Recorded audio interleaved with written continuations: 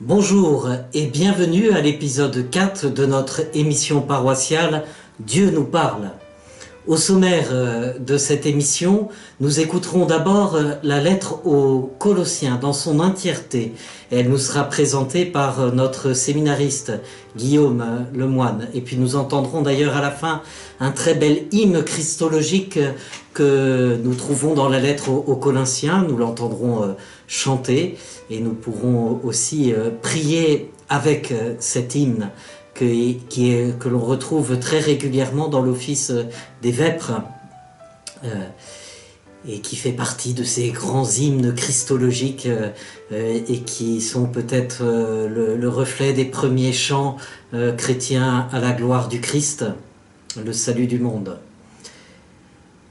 Nous irons aussi à la rencontre d'un témoin pour aujourd'hui sur notre paroisse, qui est une jeune grand-mère et maman, Benedicto Scoso, qui est au service sur notre paroisse depuis déjà des années, qui fait de l'accueil depuis plus de 20 ans sur notre paroisse et qui est membre de l'équipe d'animation paroissiale. Voilà, et nous nous réjouirons de l'entendre nous raconter comment Dieu lui parle. Et puis nous irons à la rencontre d'un homme qui est décédé lundi dernier, qui est le père Arthur. Quand il se définit lui-même, quand on lui demande qui il est, il dit « je suis prêtre ». Voilà, tout. Et qui a voué sa vie au Seigneur et ce qui l'a amené à vivre pauvrement et au service des plus pauvres. Voilà, nous apprendrons à découvrir cette figure qui pour moi est un saint de notre temps. Bonne émission.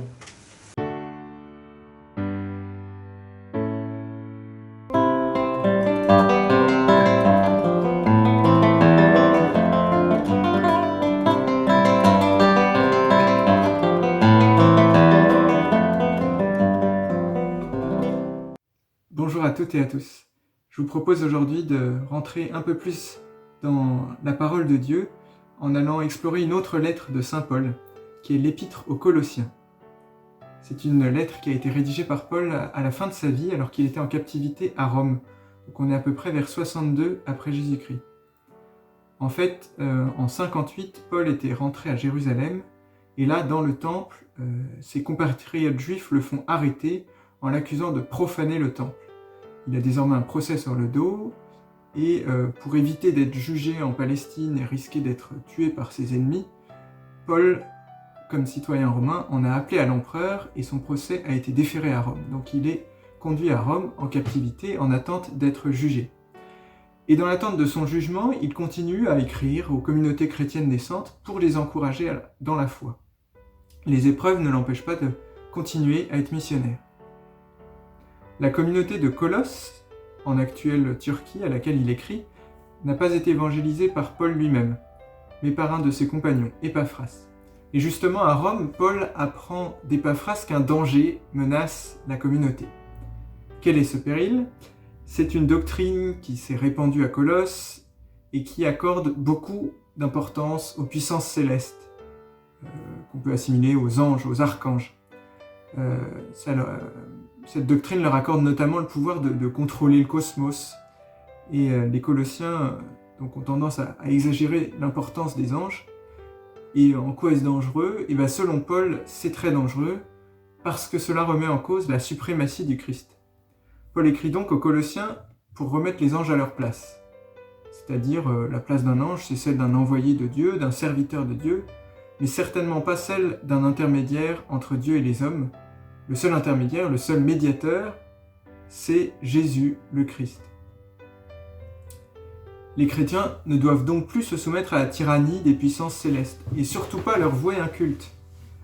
Unis par le baptême au corps du Christ, mort et ressuscité, ils sont membres de son corps et ne reçoivent la vie que de lui. Donc c'est bien Jésus et non les anges qui apportent le salut aux hommes et au cosmos tout entier. Donc cette polémique oblige Paul à affirmer la primauté du Christ. et il le fait admirablement bien. Il a de très belles formules. En lui tout fut créé, dans le ciel et sur la terre. Il est avant toute chose, et tout subsiste en lui. Jésus, le Christ, est aussi la tête du corps, la tête de l'Église. C'est lui le commencement, le premier-né d'entre les morts. Et ces belles expressions, nous pouvons en retenir quelques-unes, nous les réciter nous-mêmes afin de nous rappeler sans cesse que Jésus est notre unique sauveur. Donc je vous propose maintenant d'entendre cette lettre aux Colossiens, comme vous ne l'avez jamais entendue, c'est-à-dire dans son intégralité. Alors vous pouvez vous installer confortablement chez vous, et si jamais vous vous endormez pendant la lecture, c'est pas bien grave, puisqu'il y a un des psaumes, le psaume 126, qui dit « Dieu comble son bien-aimé quand il dort ». Lecture de la lettre de saint Paul apôtre aux Colossiens. Paul, apôtre du Christ Jésus, par la volonté de Dieu, et Timothée notre frère, aux frères sanctifiés par la foi dans le Christ, qui habitent Colosse.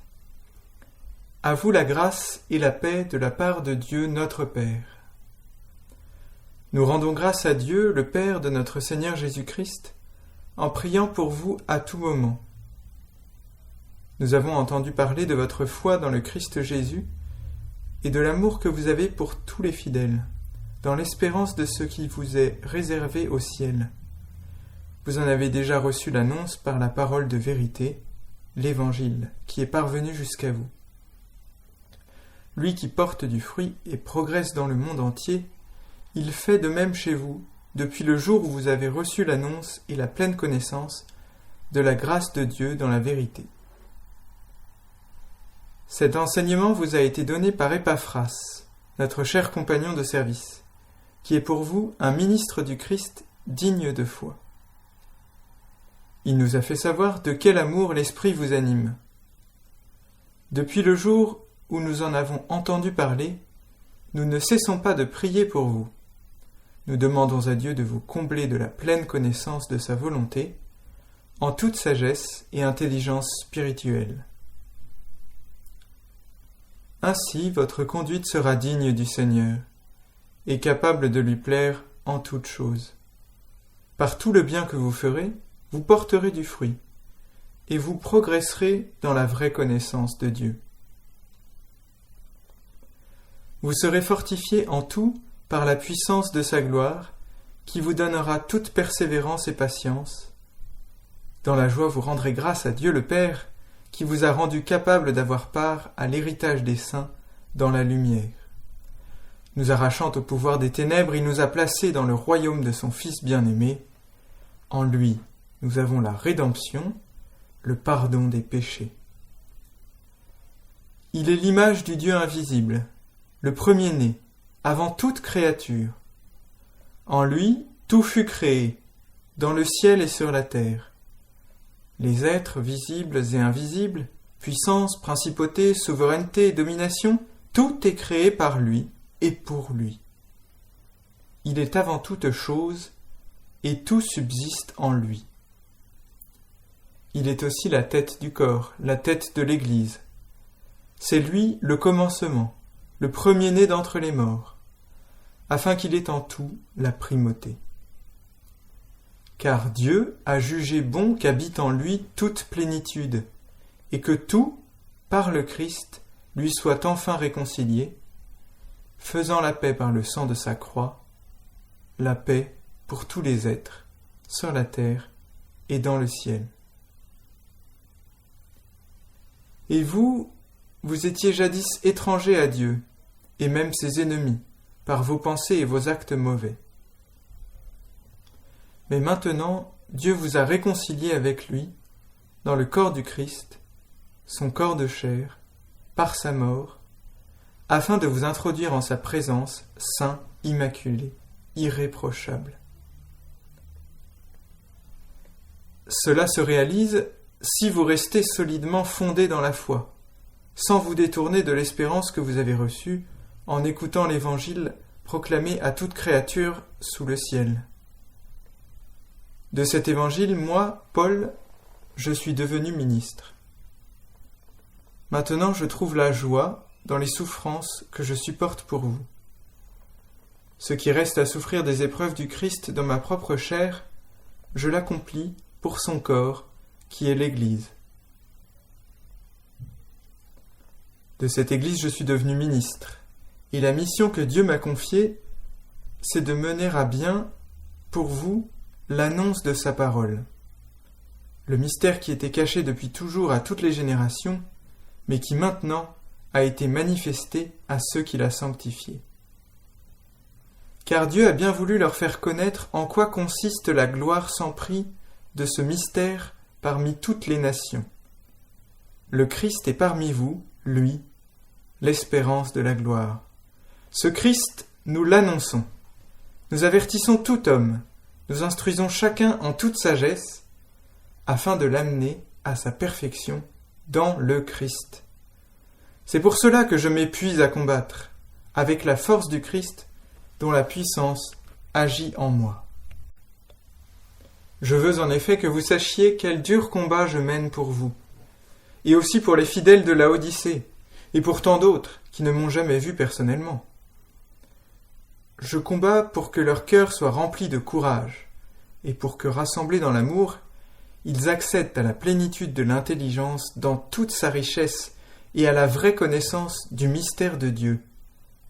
Ce mystère, c'est le Christ, en qui se trouvent cachés tous les trésors de la sagesse et de la connaissance. Je vous dis cela pour que personne ne vous égare par des arguments trop habiles, car si je suis absent physiquement, je suis toutefois spirituellement avec vous, et je me réjouis de voir l'ordre qu'il y a chez vous et la fermeté de votre foi au Christ. Menez donc votre vie dans le Christ Jésus, le Seigneur, tel que vous l'avez reçu. Soyez enracinés, édifiés en lui, restez fermes dans la foi, comme on vous l'a enseigné. Soyez débordants d'actions de grâce. Et prenez garde à ceux qui veulent faire de vous leur proie par une philosophie vide et trompeuse, fondée sur la tradition des hommes, sur les forces qui régissent le monde et non pas sur le Christ, car en lui, dans son propre corps, habite toute la plénitude de la divinité. En lui vous êtes pleinement comblés car il domine toutes les puissances de l'univers. En lui, vous avez reçu une circoncision qui n'est pas celle que pratiquent les hommes, mais celle qui réalise l'entier dépouillement de votre corps de chair. Telle est la circoncision qui vient du Christ. Dans le baptême, vous avez été mis au tombeau avec lui, et vous êtes ressuscités avec lui, par la foi, en la force de Dieu qui l'a ressuscité d'entre les morts. Vous étiez des morts parce que vous aviez commis des fautes, et n'aviez pas reçu de circoncision dans votre chair. Mais Dieu vous a donné la vie avec le Christ. Il nous a pardonné toutes nos fautes. Il a effacé le billet de la dette qui nous accablait, en raison des prescriptions légales pesant sur nous. Il l'a annulé en le clouant à la croix. Ainsi, Dieu a dépouillé les puissances de l'univers. Il les a publiquement données en spectacle et les a traînées dans le cortège triomphal du Christ. Alors que personne ne vous juge, pour des questions de nourriture et de boisson, ou à propos de fêtes, de nouvelles lunes ou de sabbats, tout cela n'est que l'ombre de ce qui devait venir, mais la réalité, c'est le Christ. Ne vous laissez pas frustrer de votre récompense par ceux qui veulent vous humilier, par un culte des anges et qui s'évadent dans des visions et se laissent vainement gonfler d'orgueil par des idées purement humaines. Ces gens-là ne sont pas en union avec la tête, avec celui par qui tout le corps poursuit sa croissance en Dieu, grâce aux articulations et aux ligaments qui maintiennent sa cohésion. Si avec le Christ vous êtes morts aux forces qui régissent le monde, pourquoi subir des prescriptions légales, comme si votre vie dépendait encore du monde ? Ne prends pas ceci, ne goûte pas cela, ne touche pas cela.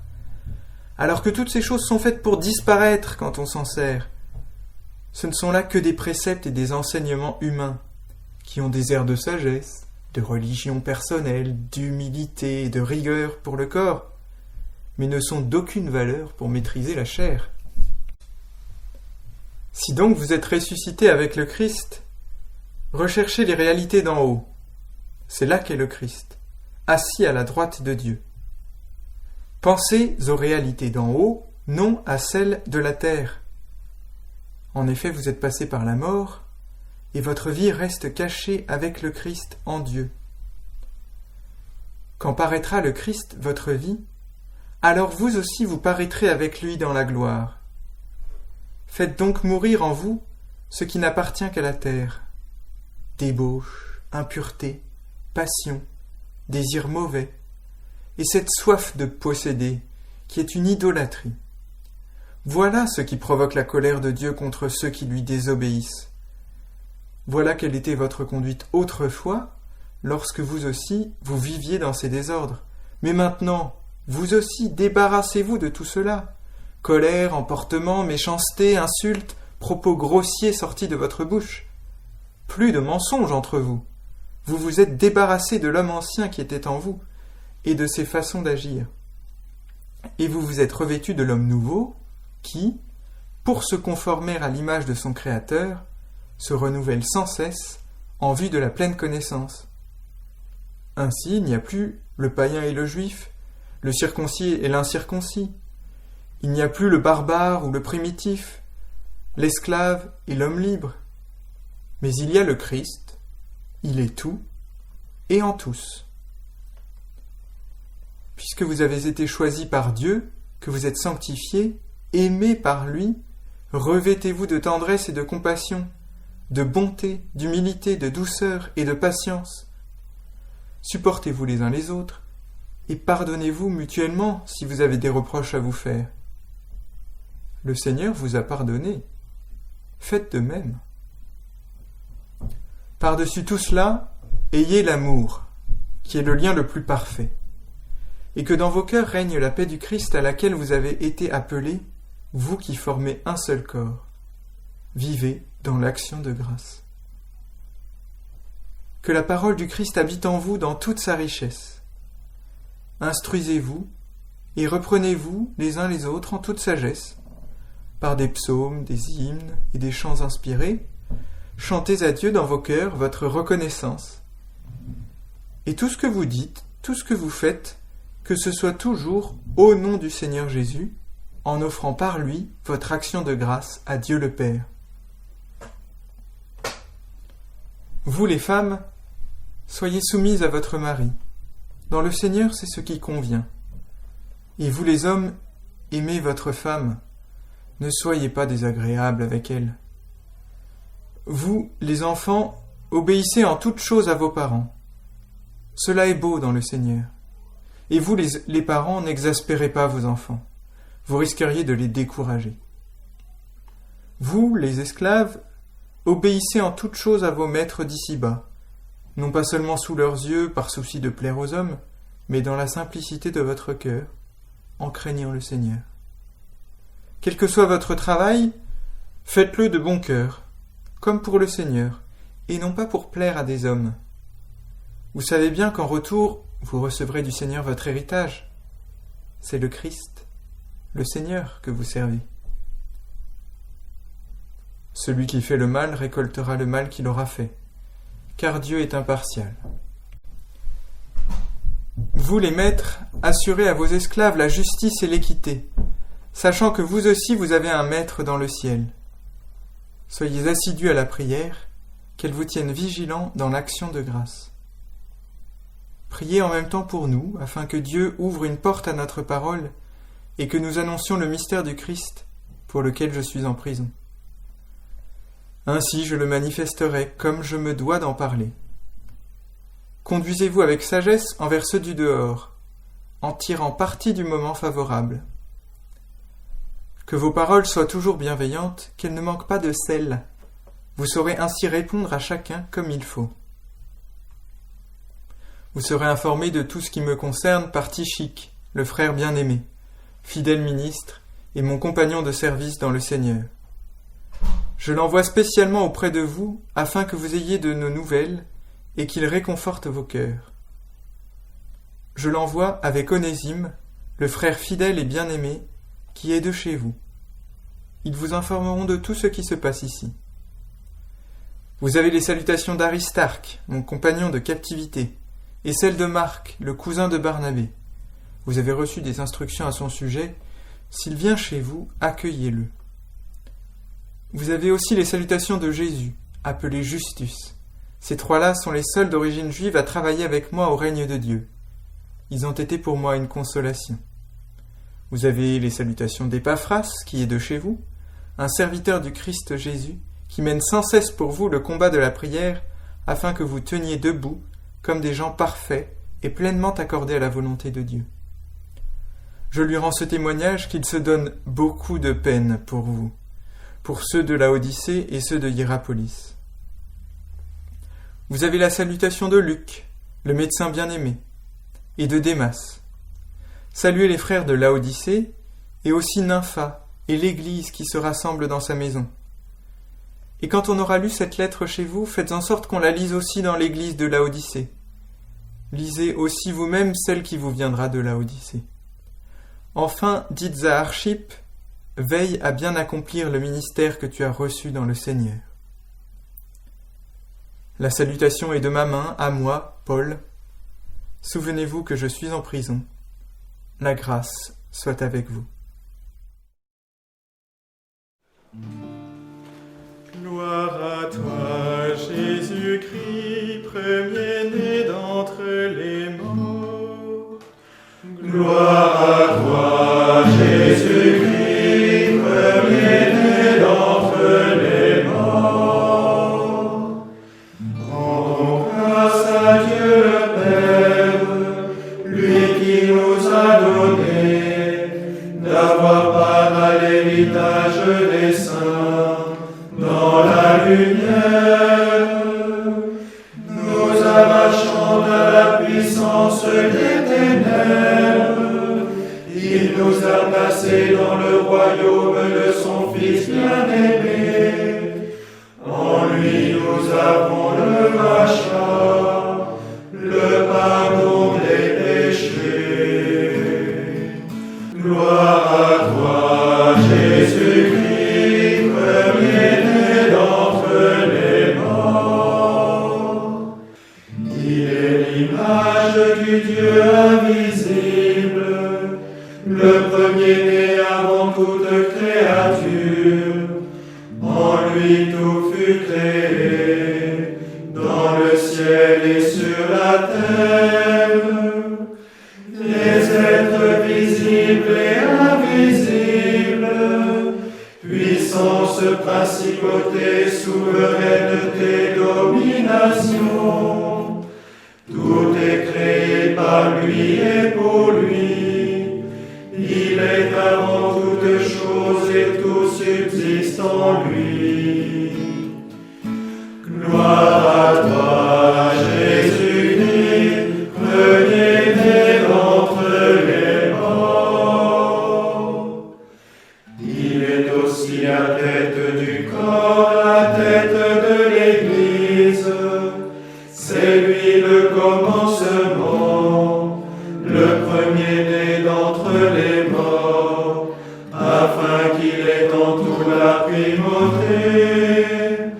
Car Dieu a jugé bon qu'habite en lui toute plénitude, et que tout par le Christ lui soit enfin réconcilié, faisant la paix par le sang de sa croix, la paix pour tous les êtres sur la terre et dans le ciel.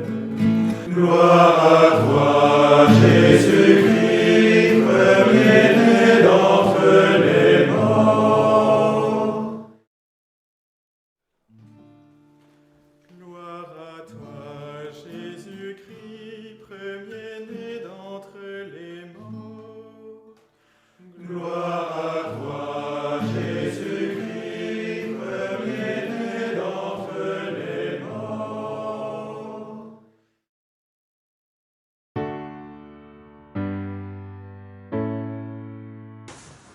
Bonjour Bénédicte. Bonjour Xavier, Eh bien, merci d'avoir répondu à l'invitation. je t'en prie. Et est-ce que tu peux te présenter en quelques mots, nous dire qui tu es, Bénédicte? Alors, qui je suis. Je suis maman déjà, je suis mariée, maman de 2 enfants, une fille et un garçon.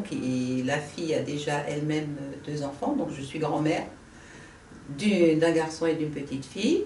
Le fils s'est marié là récemment, le 10 octobre, donc voilà. Ah, vous avez pu vous marier en cette période un peu difficile. On a pu le faire en comité très réduit, Hmm. mais on a pu le faire. Ça a Bon, été donc un événement ça a été- heureux dans oui, la famille. oui, Ouais. un événement très heureux. La grande fête sera pour l'année prochaine avec tout le reste de la famille et des amis. Mais voilà, on a déjà pu le faire en petit comité. Top. Bon. Voilà, Dis-moi, Bénédicte, est-ce que Dieu te parle à toi? Dieu me parle. C'est une bonne question. Oui, je crois que Dieu m'a parlé déjà à travers mes parents. Je Ah oui? crois que oui. Donc il te parle tout depuis l'amour. longtemps. Oui, oui, je crois que pour ma part, déjà à travers tout l'amour qu'ils m'ont donné, je crois que Dieu me parle effectivement à travers cet amour-là. Parce que tes parents t'ont parlé de Dieu, Oui, t'ont mes dit parents. que leur amour avait sa source en lui, je ne sais pas, enfin Non, j'essaie de comprendre. oui, c'est-à-dire mes parents étaient croyants et pratiquants. Mais croyants, je précise bien parce que voilà, dans les petits villages, on pouvait être très pratiquant sans être forcément. Croyant. Voilà. Donc c'était le beau chapeau à l'église ou le voilà. Mais bon, non, mes parents étaient vraiment. Je les voyais prier quand j'étais plus jeune. Parfois, je me faufilais dans leur lit, donc je les voyais prier ensemble le soir avant de s'endormir. Donc voilà, on priait avant le repas, on priait. Et puis à travers tout ça, il y avait un amour qui m'était porté que je ressentais. Voilà. Donc je pense que Dieu m'a parlé à travers eux déjà. C'était un début. Ouais, Je pense que c'était un début. Et ça m'est resté parce que je crois que pour moi, Dieu nous parle à travers les autres aussi. Ah Parce bon? que pour moi, c'est l'essentiel. Je regarde la croix. Et quand je regarde la croix, je me dis, Jésus me dit, mais regarde ce que j'ai fait pour toi, tout l'amour que je t'ai donné. Sur la croix, voilà. Et toi, transmets-le, cet amour. C'est pour ça, pour moi, Dieu me parle à travers dès que je regarde une croix, ou que, voilà. Et donc il ne te parle pas simplement à travers les autres, mais à travers ce signe de la croix, oui. Là tu te sens touché par l'amour de Dieu. Oui, oui, je trouve que c'est... Et il nous a appris quelque chose de son vivant qui est « aimez-vous les uns les autres ». Moi, c'est ce que je retiens de tout le Nouveau Testament. C'est une phrase qui m'a toujours interpellée parce que je trouve que c'est quelque chose de très beau. C'est vivre ensemble, c'est porter, avoir de l'empathie, porter un regard sur les autres, être là pour les autres. Mais des personnes peuvent aimer, je pense dans une famille, on peut s'aimer, on peut aimer son frère, sa soeur, on peut aimer son épouse, ses enfants, sans entendre Dieu nous parler, ou alors est-ce que Dieu nous parle à travers ça, ou je ne sais pas, enfin, explique-nous un peu. Mais je pense qu'il ne parle... Bon, je pense que j'ai été privilégiée et que peut-être il m'a pas... J'ai eu cette chance de naître dans une famille qui croyait, de parents qui étaient croyants, mais profondément croyants. Mais je crois qu'on peut aussi aimer, les autres aussi peuvent aimer, je veux dire, ceux qui n'ont pas la foi. Ah oui. J'ai des amis qui n'ont pas du tout la foi et qui aiment aussi. Mais je pense qu'il y a un petit plus, justement, en regardant cette croix, c'est que j'ai la force de continuer à aimer, même quand ça devient difficile. Parce qu'il me dit... Regarde ce que j'ai fait pour toi, je t'ai aimé jusqu'à mourir sur la croix, mais parfois c'est difficile, moi, de mettre en pratique. Donc, et je puise cette force dans ce cas-là. J'essaye par la prière, voilà, en regardant cette croix, en me disant, bah oui, il est mort pour toi, voilà. Et tout cet amour, voilà, c'est arrivé à ça. Toute sa vie, c'est arrivé à ça, mourir pour nous, pour moi. Donc je me dis que voilà, c'est une force, et puis puis je crois que voilà, Dieu, je crois en la résurrection. Voilà, Dieu me parle aussi à travers ça. Oui. À travers tous ceux qui sont décédés et auxquels je crois, je retrouverai mes parents, tous ceux que j'ai aimés, peut-être moins aimés. Voilà, Dieu me parle à travers tout ça. Que la mort n'est pas le dernier mot. Ah non, sur terre. Ah non, ce n'est pas une... Ah non, c'est pas une fin en soi. Ah non, c'est pas possible. Sinon, ça n'aurait pas de sens. Tout ça n'aurait pas de sens. En tout cas, c'est ce que tu comprends à travers la mort et la résurrection de Jésus. Oui. C'est que voilà, tu espères pouvoir revoir tous ceux que tu as aimés sur terre, même ceux que tu as moins aimés, ce que tu dis, en espérant, voilà, oui. Ouais, c'est beau. Ouais. Bah, c'est mon... Bah oui. C'est ton espérance. C'est mon espérance, à la lumière du Christ, bien sûr, à la lumière en étant le plus proche de cette lumière. Je peux pas dire, voilà, bon, si, je pense que Dieu m'a parlé quand les enfants sont nés et que ils m'ont dit, voilà, tu les élèveras dans l'amour, voilà, à la naissance peut-être de mes enfants. Mais j'ai pas de fait précis où Dieu m'a dit, voilà, non, je les ai... c'est un parcours de 64 ans, voilà, qui a été... je suis tombée dedans, je dirais, je pense, en essayant de faire de mon mieux et en écoutant Dieu me parler, justement, en me disant, voilà. En t'écoutant, je pense à une parole de Saint Jean dans sa première lettre. Celui qui aime connaît Dieu, celui qui n'aime pas ne connaît pas Dieu. Mais que du coup, c'est en aimant qu'on apprend à connaître Dieu. Et peut-être que, en tout cas, ce qui est fort dans ce que tu dis, c'est qu'on entend te parler à travers cette expérience de l'amour avec ceux qui t'entourent, amour reçu, amour donné. Et ce qui est beau aussi, c'est que, et c'est très présent aussi dans la première lettre de Saint Jean, c'est pas nous qui avons aimé Dieu le premier, c'est lui qui nous a aimé le premier. Et à ce moment-là, il nous invite à regarder et à contempler la croix de Jésus pour comprendre la source de l'amour. Voilà. Oui. Mais elle est là. Bah oui, c'est ce que tu dis. Pour moi, elle est là. Après, bien sûr, il y a d'autres choses qui complètent, la prière, la communion, bien sûr. Mais je trouve que ce qui est essentiel, c'est cet amour, et c'est sur la croix qu'on la retrouve. Parce que bien sûr qu'il y a cet homme qui souffre, et Jésus qui a souffert cette humanité et qui est mort sur la croix, mais au-delà, quand on va au-delà de ça, c'est l'amour qui nous a portés. Et je pense que c'est ce qu'il nous a dit tout au long de son ministère, tout au long où il a enseigné. C'est quand même cet amour qui nous a appris. Donc je pense que c'est à nous de le... Après, c'est parfois un peu fort quand il dit « comme je vous ai aimé ».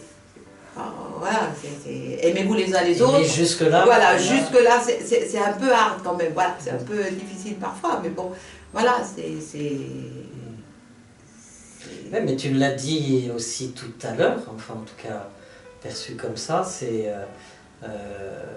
notamment parfois ce que dit Mère Teresa, l'amour peut faire mal, parce qu'on peut être dans une relation difficile ou blessée ou blessante, et puis parce qu'il y a un effort à donner et qui peut nous faire mal. Mais ce que tu dis, en regardant la croix de Jésus, tu trouves une force de traverser cette difficulté ou cette douleur que l'on peut parfois éprouver dans une histoire d'amour. Voilà. Oui, je crois que ça... On y retrouve un sens peut-être, ou voilà, on y retrouve... et puis ça apaise, on se dit on est aimé. Moi c'est ça ce que je ressens aussi. Je suis aimée, même si sur terre parfois on est mal aimé, mais cet homme qui est mort pour nous sur la croix nous aime quoi qu'il arrive. Il y a ça aussi derrière. Je crois que voilà. Et c'est par là où Dieu me... Voilà, donc c'est une question un peu générale. C'est vrai que Dieu me parle, oui, mais à travers ce que je rencontre, ce que j'aime, ce que j'aime malheureusement pas assez, mais voilà, que ce soit ma famille ou des gens que je rencontre, des gens, par exemple, je fais l'accueil, même, voilà, à travers eux. L'accueil à la paroisse, à l'Arc-en-Ciel, oui, à l'Arc-en-Ciel. le samedi matin. Le samedi matin, oui. Ben, voilà, à travers ces gens-là qui reviennent à l'église pour demander un sacrement, le baptême ou le mariage, voilà, je retrouve aussi cette... Dieu te parle à travers eux. Oui, oui, oui, parce qu'ils reviennent aussi vers quelque chose. Et c'est à moi de leur donner l'envie peut-être un peu, de revenir un peu plus, un peu, voilà, à travers ce qu'on peut dire, ou au moins de bien les accueillir. C'est déjà important, au moins de les accueillir à bras ouverts. Voilà. Et dans cette expérience de l'accueil que tu vis avec eux, Dieu te parle, comme si... Oui, oui, je crois que parce que on peut retrouver cet amour dans tout être qu'on rencontre. On peut lui donner et on peut le recevoir. On peut le... Voilà, ça peut se traduire parfois bêtement par un sourire ou par une expression ou par un geste. Ou... Voilà, je crois que... Mais à travers ces gens-là aussi, oui. Parce qu'ils m'apportent aussi. Ils m'apportent aussi et je crois que Dieu parle à travers eux. Oui. Oui, même s'ils ne pensent pas spécialement à ce moment-là transmettre un message de Dieu. Voilà. Non, non, mais je crois que... Mais quand même, Dieu te parle à travers. Oui, oui. Voilà qui est paradoxal. Mais c'est beau, hein voilà. Oui, mais je crois que... Mais parce que je crois qu'on retrouve... tout être est notre prochain. Alors c'est peut-être ce que je vais dire, mais bon... donc je retrouve aussi Dieu qui me parle dans tous ces êtres-là, dans les êtres que je rencontre. C'est vrai que c'est peut-être paradoxal, effectivement. Il m'apporte... Si, il m'apporte l'humanité, il m'apporte une rencontre humaine. Et ceux que tu vois au quotidien, ceux que tu as l'habitude de voir tous les jours, tous les matins, te parlent aussi à travers eux? Ton mari, tes enfants, tes petits-enfants. Oui, parce que je me dis que cet amour qu'il me donne, eh ben, c'est quelque chose de fabuleux. Et je pense que Dieu me parle à travers eux.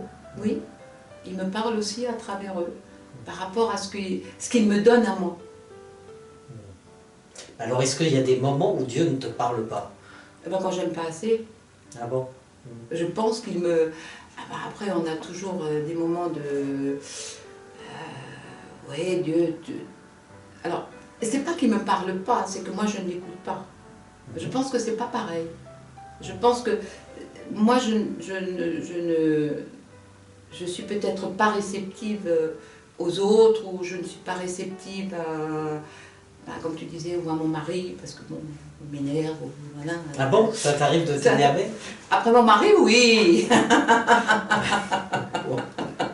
Ça arrive, oui, ça arrive. Demande-lui, tu verras, ça arrive. Mais ça, c'est normal, c'est le lot, c'est l'humain. Mais voilà, donc... mais quand je ne suis pas... Oui, je crois que Dieu nous parle toujours, mais on ne l'écoute pas forcément. Ou on ne l'entend pas forcément. Parce qu'on est pris dans notre humanité, on est pris dans notre... voilà. Ouais, dans nos énervements qui parfois nous referment un petit peu. Voilà, c'est ça. Et on ne l'entend pas parce qu'on est trop... Voilà, on est trop dans l'enfermement, donc on ne l'entend plus. Ah ouais, l'enfermement, ouais, c'est un beau terme. Ouais. On ne l'entend plus, donc voilà. Mais je crois qu'après, on arrive de nouveau à s'ouvrir en regardant la croix. Ou... Ah oui, la croix, oui. En regardant la croix, oui. Ça t'aide oui. à t'ouvrir, oui. à ce que ton cœur s'ouvre. Oui. Oh. J'ai souvent un chapelet dans la... Mais moi, c'est la croix c'est la croix du chapelet qui te parle. Qui me parle, oui. Oui, je crois que c'est... Après le chapelet, bien sûr, mais... Ouais, tu pries avec le chapelet aussi de... Oui. Oui, de temps en temps. Oui. Sur les mystères de la vie de Jésus. De temps en temps, oui. Oui. Mais de temps en temps, oui. Mais c'est cette croix qui me... Voilà. Je crois que tout repose là-dessus. Bon. Pour moi.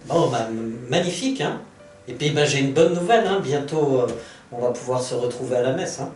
Surtout pour le premier dimanche de l'Avent. Merci beaucoup Bénédicte. Hein. De rien Xavier, de rien. Je ne sais pas si j'ai répondu à... Ah bah en tout cas moi j'ai entendu et appris des choses, voilà.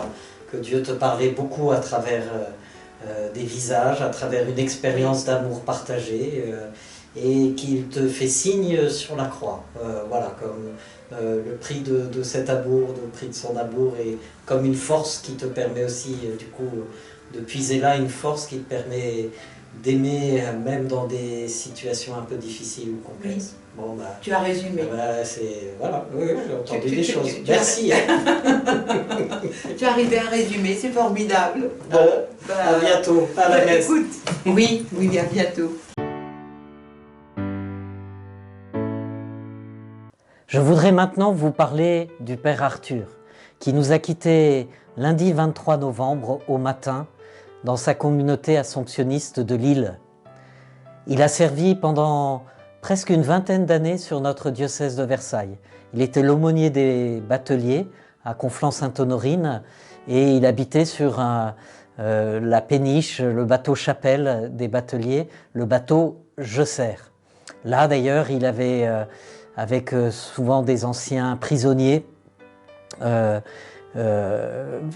et des bateliers, ramené des bateaux qui allaient partir à la casse et puis qui s'étaient collés au bateau Je Sers. Il y avait la Colombe, le Nazareth, le Radieux, voilà, qui on permettait ensuite d'accueillir des personnes sur ce bateau pour vivre, des personnes qui étaient à la rue et qui n'avaient pas de logement. Et je voudrais vous parler un peu de cet homme qui nous a quittés à l'âge de 82 ans lundi. Cet homme de foi, dont la foi m'a bouleversé, touché. Je dois dire que je n'ai jamais rencontré sur cette terre un homme qui avait une plus grande foi. Quand Jésus quitte ce monde, il pose cette question à ses disciples: est-ce que quand le Fils de l'homme reviendra sur terre, trouvera-t-il la foi ? Eh bien, moi je peux dire qu'en tout cas, tant qu'Arthur était là, Jésus aurait trouvé la foi. J'espère qu'il la trouvera et j'espère qu'il y a plein d'autres hommes de foi sur cette terre. Mais quand je vous dis ça, c'est que moi qui pense avoir un peu la foi, je me dis qu'à côté d'Arthur, je suis vraiment tout petit, voire minable au niveau de la foi. Et en revanche, je remercie le Seigneur d'avoir mis un tel homme sur ma route, et notamment lors de mes premières années de séminaire, parce que pour le coup, voilà, j'ai trouvé là un témoin de Jésus-Christ, un prêtre de Jésus-Christ, qui certainement m'a beaucoup influencé dans ma façon d'être et de vivre le ministère de prêtre, et encore aujourd'hui. La vie d'Arthur commence en 1938. Il est d'une famille pauvre bretonne, sa maman qui avait déjà une fille se retrouve mère célibataire, et à la campagne bretonne c'était vraiment pas bien vu. Un homme un peu pitié d'elle, il s'appelle Joseph, et il va lui donner 2 autres enfants, Arthur et Yves. Et plus tard, malheureusement, ils divorceront, ce qui se laissera une trace profonde aussi dans la vie d'Arthur. Et s'il avait de la tendresse pour cette mère qui a essayé d'aimer et d'élever ses enfants tous les 3 du mieux qu'elle peut, il y a une autre blessure forte, c'est qu'un jour, sa mère, n'en pouvant plus, se jettera à l'eau et se suicidera. Bref, c'est un homme qui se retrouve seul très vite. De toute façon, les enfants avaient été placés très tôt à l'orphelinat, même s'ils ont pu grandir ensemble dès que la maman a pu les récupérer un peu, parce qu'elle avait du mal à faire face à leurs besoins. Mais donc c'est un homme qui a connu vraiment cette précarité, cette solitude aussi, d'une famille brisée et d'une famille pauvre. Voilà. Son frère aussi se suicidera, mais sa sœur, il l'accompagnera jusqu'au bout et ils vivront une belle histoire de fratrie.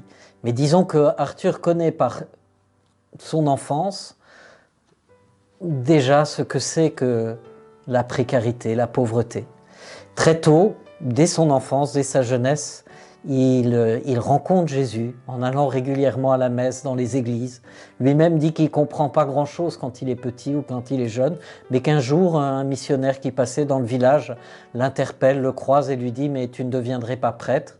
et à ce moment-là, Arthur entend cela comme une question, et c'est sans doute là que paraît pour lui l'appel de Jésus-Christ.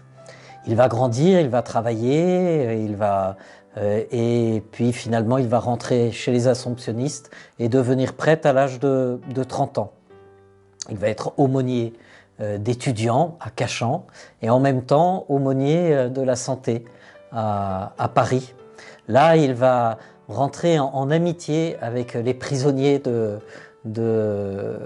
la prison de la santé de Paris, un certain nombre de grands délinquants, un certain nombre de criminels, mais comme il le dit lui-même, ils vont l'aider et lui apprendre à lire l'Évangile, non pas avec la tête, mais avec le cœur. Et du coup, quand il célèbre la messe à la prison, la prison est pleine, en tout cas tous les prisonniers, la messe est pleine et tous les prisonniers veulent participer à cette messe parce qu'ils perçoivent quelque chose du mystère de Jésus-Christ et ils ont soif de le rencontrer. Même ceux qui paraissent être les plus rudes, les plus durs, voilà. Moi je rencontrerai l'un ou l'autre quand j'étais en insertion auprès d'Arthur dans mes premières années de séminaire. Je dois dire que j'ai été impressionné par les bonhommes que j'avais en face, mais aussi le regard qu'ils portaient sur Arthur et le respect qu'ils avaient pour un vrai croyant quand ils en croisaient un. Quand on dit que la foi peut soulever des montagnes, je le crois vraiment. En tout cas, j'ai vu les hommes qu'on considérait comme les pires criminels et qu'ils n'étaient peut-être pas autant qu'on le disait, en tout cas qui n'avaient peur de personne, et bien qui étaient touchés par l'homme de foi qui était Arthur et le prêtre de Jésus-Christ qu'il était. Toujours est-il que lui dit-il que c'était à cause de sa trop grande proximité, amitié avec les prisonniers. On ne sait pas vraiment ce qu'il en était, mais il a été interdit de prison. Et donc il se retrouve un jour devant la grotte de Lourdes et puis passe par là un prêtre qui a aussi voué sa vie au service des plus pauvres, des plus démunis, un prêtre de notre diocèse, Jean Duvalet, qui avait atteint l'âge canonique de 75 ans et qui se demandait comment se retirer. Il était aumônier des bateliers. Et puis, Notre-Dame de Lourdes rapproche ces deux prêtres, l'un ancien qui se demande qui voudra bien prendre cette charge de l'aumônerie de la batellerie, sachant que peu de prêtres et les prêtres interrogés avaient tous dit non. Et puis Arthur, lui, qui se demandait qu'est-ce que le Seigneur allait faire de lui, puisqu'il ne pouvait plus être aumônier de prison. Or, il aimait ce contact avec les prisonniers. Et bien voilà que du coup, Jean Duvalet interpelle Arthur, que les choses se font avec l'accord de l'évêque de Versailles, et Arthur devient l'aumônier des bateliers à Conflans-Sainte-Honorine sur le bateau Je Sers, bateau chapelle construit en 1936 par l'entraide sociale batelière, par ce premier aumônier des bateliers que fut l'abbé Bélanger, qui était dans une unité comme tout jeune prêtre lors de la Première Guerre mondiale, dans une unité composée essentiellement de mariniers et de bateliers, et l'échange avec un certain nombre d'entre eux l'avait profondément marqué, touché, et ce qui fait qu'après la guerre, dès qu'il a pu, il s'est rapproché d'eux et a décidé de servir comme prêtre la batellerie. Pas évident, parce que souvent les bateliers sont des nomades, mais des nomades de la rivière, du fleuve. Leur bateau est leur lieu de vie, leur lieu de travail, et donc ils sont pas faciles à joindre, surtout que sur les bateaux, à ce moment-là, il n'y avait pas de téléphone, il n'y avait pas de... Voilà. Donc pas facile d'être... de servir une communauté aussi mobile et aussi difficile à joindre et à rassembler. D'où le désir des bateliers d'installer à Conflans-Sainte-Honorine un bateau-chapelle qui serait un peu le lieu de phare et de rassemblement des bateliers. Avec ce souci que très vite ce bateau puisse aussi permettre à ceux qui sont nus de pouvoir trouver de quoi s'habiller, et ceux qui ont faim de trouver de quoi manger. Voilà. Et donc ça, ce projet-là, il naît avant même la Seconde Guerre mondiale, et il va dire et faire l'identité de ce bateau-chapelle qui existe encore à Conflans-Sainte-Honorine et qui s'appelle le bateau Je sers. Pourquoi je sers ? Parce que, comme le disait le père Arthur, quand quelqu'un monte sur ce bateau, eh bien, il est invité à aller se poser à un moment ou l'autre dans la chapelle. Et dans la chapelle, qu'il le reconnaisse ou pas, il est accueilli par Jésus dans le tabernacle qui est au milieu, au fond de la chapelle, juste derrière l'autel. Et ce tabernacle, il y a écrit sous le tabernacle « Je crois ». Et c'est ce que Jésus essaye de dire à celui qui vient et qui passe là sur ce bateau. « Je crois en toi ». Quelle que soit ta situation, quelle que soit ta difficulté, quelle que soit ta précarité, ta fragilité, moi, je crois en toi. Si plus personne ne te fait confiance, moi, je te fais confiance. Je crois. Voilà. Donc quand le chrétien, quand il voit ce « je crois », eh bien c'est aussi sa profession de foi qui dit « je crois vraiment Jésus que tu es là ».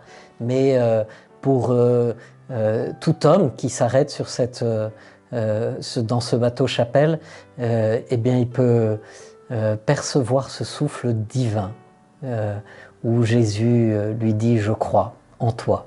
Et du coup, quand on a reçu ce souffle-là, alors on comprend que sur cette terre, si le Seigneur nous fait confiance, on est fait pour servir. D'où le bateau « je sers ». Et Père Arthur aimait dire notre mission est accomplie si quelqu'un pose le pied sur le bateau et qu'en repartant, ils se disent « je sers ». Je vais servir, je vais faire quelque chose pour quelqu'un d'autre, eh bien notre mission est accomplie. Eh bien puissent toutes nos églises permettre cela, permettre à des hommes et des femmes d'entendre, ou des enfants, le Seigneur leur dire « je crois en toi » et à servir. Alors Arthur, lui, a entendu ce souffle du Seigneur, mais surtout il avait une foi incroyable dans le Seigneur. Une foi qui fait que très vite il a tout donné au Seigneur. Même s'il a eu une enfance difficile, douloureuse, dès qu'il est devenu prêtre, il s'est mis au service des plus pauvres, d'abord des prisonniers, et puis arrivé sur ce bateau, avec souvent d'ailleurs des personnes qui sortaient de prison. Eh bien, il avait, grâce aux radios, à la Colombe, au Nazareth qui était collé au bateau Je Sers, eh bien, créé des chambres, créer des petites salles à manger ou une grande salle à manger qui permettait d'accueillir tous les jours, le matin, le midi, le soir, une trentaine de personnes. Et souvent, ces personnes étaient soit des personnes qui sortaient de prison et qui n'avaient nulle part où aller, soit des personnes qui venaient des lieux de prostitution masculine sur Paris et dont personne ne s'occupait ou ne se souciait. Eh bien, Arthur régulièrement y allait. Moi, comme séminariste, j'ai eu à l'accompagner, comme quelques jeunes étudiants aussi qui avaient décidé de loger sur le bateau, l'accompagnaient. Et puis, on allait rencontrer ces jeunes gens et on essayait d'entrer dans une petite fraternité avec eux, et s'ils le souhaitaient, s'ils souhaitaient sortir du trottoir de la prostitution, eh bien là ils trouvaient une main tendue et un accompagnement qui allait pouvoir s'opérer depuis le bateau pour les aider à se reconstruire.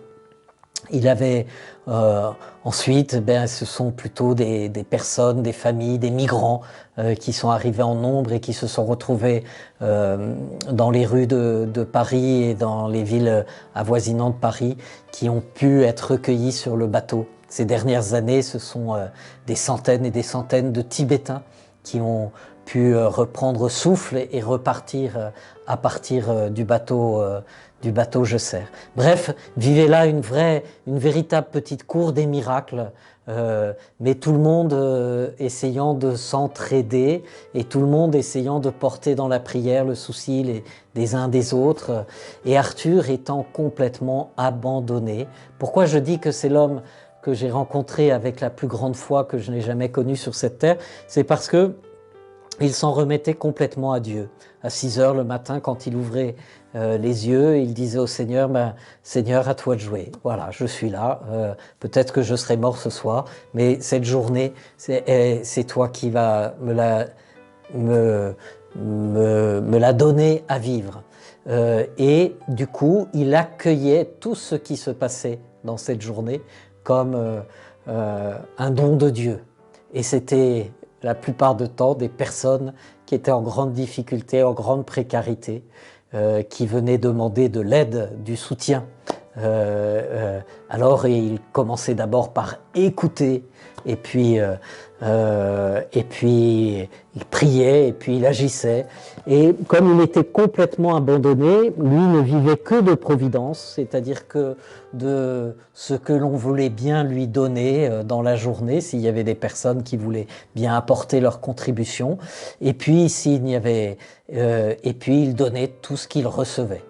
Je me souviens qu'un jour, Arthur venait de recevoir un camion presque neuf qui avait été offert par quelqu'un, parce que on allait récupérer tout ce qui allait être jeté dans les magasins pour pouvoir nourrir les gens qui vivaient sur le bateau, et puis plusieurs familles, jusqu'à 70 familles en dehors du bateau.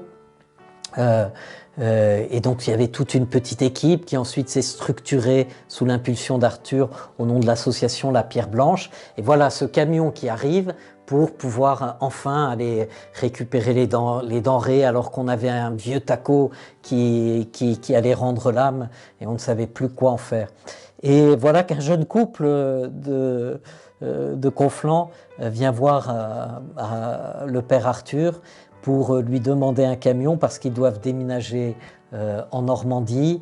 Ils doivent quitter l'appartement dans 2 jours. Ils ont fait leur paquet, mais ils sont incapables de payer le moindre transport. Et or, il y a toutes leurs affaires qu'ils doivent transporter dans ce village en Normandie, où désormais ils vont aller habiter. Et ils avaient repéré la camionnette quasi neuve d'Arthur. Alors ils ont dit, on a vu que vous aviez une camionnette, peut-être vous pourriez nous la prêter le samedi, parce qu'on sait que ce jour-là vous n'allez pas récupérer les denrées. Et Arthur leur dit, je vais vous prêter l'autre, le vieux taco. Comme ils n'ont pas le choix et puis ils sont très contents, ils prennent l'autre. Et puis au bout d'une heure de route, on reçoit un appel, on est dans le bureau et le vieux taco a rendu l'âme. Donc il faut partir avec la camionnette neuve et puis leur laisser la camionnette neuve.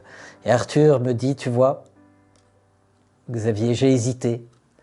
Je sentais bien que le Seigneur me disait de leur passer la belle camionnette. Je me suis dit, elle est toute neuve, je ne les connais pas, ces jeunes. Et puis, c'est vrai qu'on avait retrouvé des jeunes, après qu'ils aient fait le transport, un peu de shit. Voilà, c'est pas des jeunes qui étaient 100%. Et Arthur me dit, je sentais bien, ils faisaient leur mieux, ils voulaient faire bien, mais j'étais pas sûr qu'ils me rapportent la camionnette. Alors j'aurais dit de prendre l'autre taco. Et il me dit, tu vois Xavier, tant qu'on n'a pas tout donné, on n'a rien donné.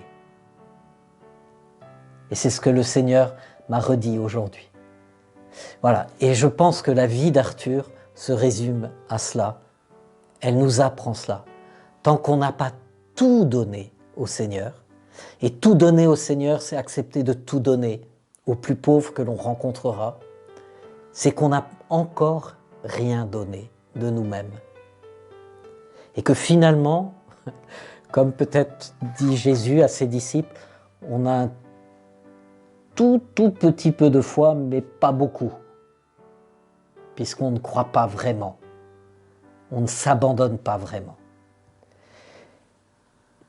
Eh bien, je retiens ça d'Arthur, de ce prêtre de Jésus-Christ. J'aimerais vous faire partager ce que j'ai reçu de lui. J'aimerais que nous puissions grandir en foi, sachant que plus notre foi sera grande, plus notre charité sera manifeste. Après qu'Arthur ait quitté le bateau, il est parti à Lille. Il avait plus de 70 ans et il s'est mis au service des Roms et des plus pauvres qui arrivaient dans la banlieue lilloise. Et il allait de camp en camp, de camp en camp de Rome pour là aussi se mettre au service des enfants, des familles, voir ce qui pouvait il manquait, leur apporter ce qu'il manquait. Voilà. Souvent il disait qu'il était un bricoleur. Il aimerait qu'on parle de lui comme un bricoleur du bon Dieu. Il se présentait souvent en disant je suis quelqu'un de bizarre. Voilà. Mais pour moi ce fut surtout un homme de foi, un prêtre de Jésus-Christ.